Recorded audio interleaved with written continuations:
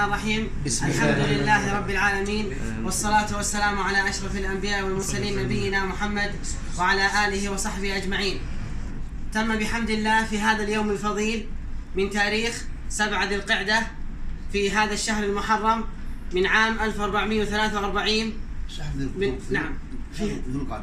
شهر ذو القعدة من سنة 1443 بالتعاون مع جمعية الدعوة والإرشاد في بريدة حي الصفراء، وبالتعاون وجهود أبو المكرم الله جزاه الله خير الداعية الهندي، اعتنق ولله الحمد الإسلام، اللهم لك الحمد. وبجهود الأستاذ حسن الله يعطيها العافية تم بحمد الله دخول من الجالية النيبالية، اعتنق الإسلام ولله الحمد. نسأل الله له الثبات واليقين، ونسأل الله زيادة في الإيمان، وأن يكون مفتاحا للخير مغلاقا للشر.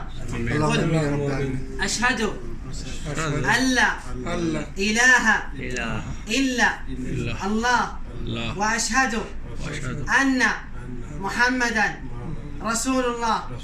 الحمد لله. اللهم لك الحمد.